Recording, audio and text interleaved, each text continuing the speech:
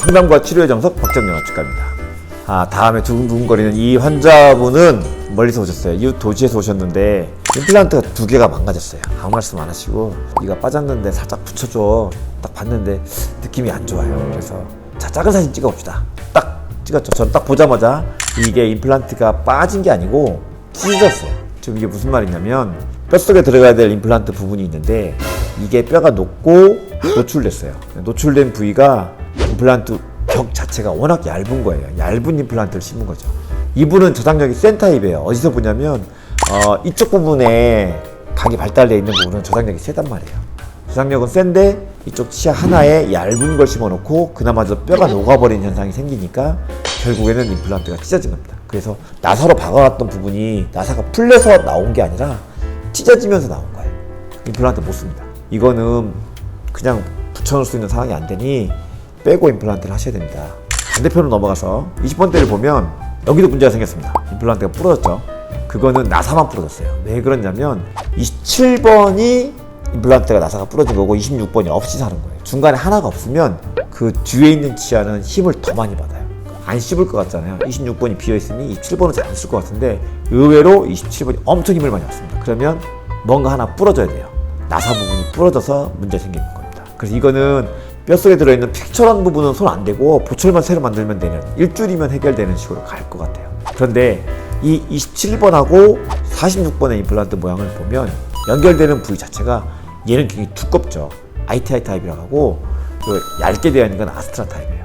아스트라 타입도 벽이 두꺼운 게 있는데 그건 두꺼운 임플란트를 써야 돼요. 근데 얘는 이제 얇은 걸 썼어요. 왜? 골폭이 얇았으니까 그렇겠죠. 자, 그러면 고쳐보도록 하겠습니다. 이걸 문제가 안 생기게 하는 방법을 찾아보면 27번에 이런 일이 안 생기게 하려면 26번의 임플란트를 빨리 해놨어야 돼요. 그러면 2개가 같이 있으면 이 치아가 20번대 치아들이 쭉 다 있다 보면 27번에 큰 힘이 안 가고 그러면 나사가 부러지거나 망가지는 일이 없었을 거예요. 근데 이분은 65세 보험 임플란트를 노리고 기다렸던 거죠.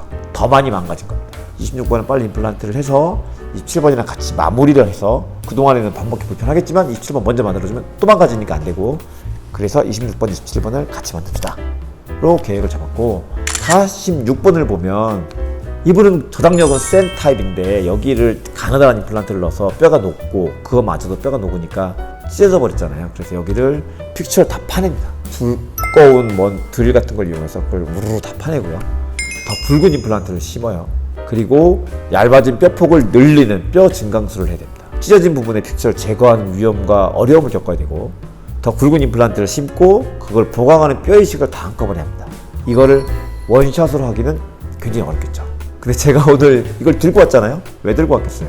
저희는 그거를 그냥 루틴하게 합니다. 이분이 이웃 도시에서 왔는데 너무 어려워져서 못하니까 대학병원 가셔야 된다고 말씀을 하신 거예요.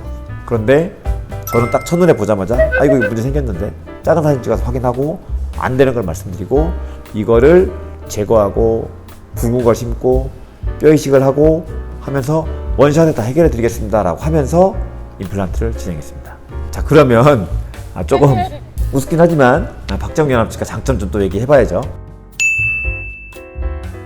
자, 임플란트를 여기에 문제가 찢어진 걸 알고서 이거를 제껴서 찍은 사진입니다. 보면 너무 얇아요. 요 보이는 부분들이 다 사실은 뼛속에 들어가 있어야 할 부분인데 뼈가 다 녹아내린 거예요. 뼈가 녹지 않게 수술을 하든 더 굵은 연결부를 갖고 있는 임플란트를 쓰든 뭐 하나는 했었어야 되는데 그렇지 않으니까 이렇게 찢어져 버린 겁니다. 그래서 이거를 제거를 했어요. 아까 말한 것처럼 더 굵은 임플란트를 심고 뼈 이식까지 했습니다. 그 다음에 잇몸을 덮어서 해결을 했어요. 여기까지가 박정영 합치과 장점인데요. 또 있습니다. 자, 우리가 성체 줄기세포를 이용하기 때문에 뼈 형성이 굉장히 빠르고 잘 돼요. 쉽게 돼요. 그래서 크게 불편하지 않아요. 근데 그것만 장점이냐? 또 있습니다. 이거를 덮어놨잖아요, 저희가. 그러니까 뼈를 두루두루 만들 수 있도록 뼈를 잘 만들어놨고 덮어놨는데 이거를 석 달 뒤에 되면 이걸 잇몸을 열어서 뚜껑을 만들어낼 겁니다. 근데 그때 잇몸을 바깥으로 밀어내는 거래요.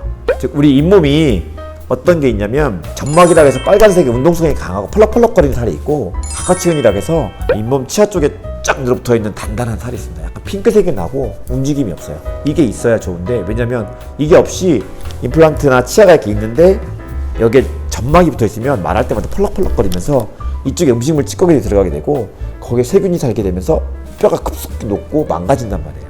부착치은이나 각화치은이 많을수록 좋은데 얘네들 어떻게 하냐면 봉합할 때는 위로 끌어올려왔던 거를 그대로 뻥 뚫어버리면 수술은 되게 쉽죠.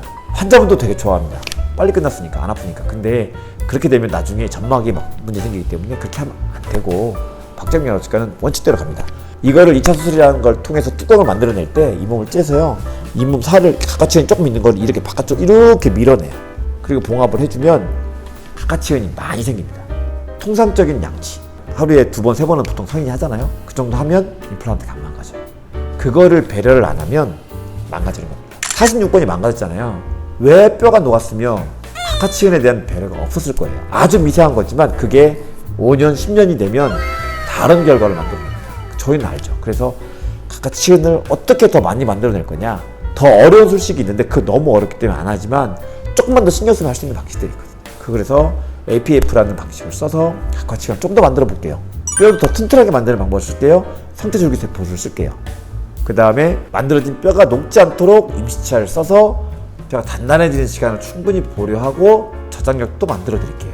이런 방식들을 쓰기 때문에 박정민 안압치과에서 임플란트를 하면 그게 왠지 빨리 끝나는 것 같기도 한데 깔끔하게 끝나는데 오래가고 문제가 없다, 이런 말이 나올 거거든요.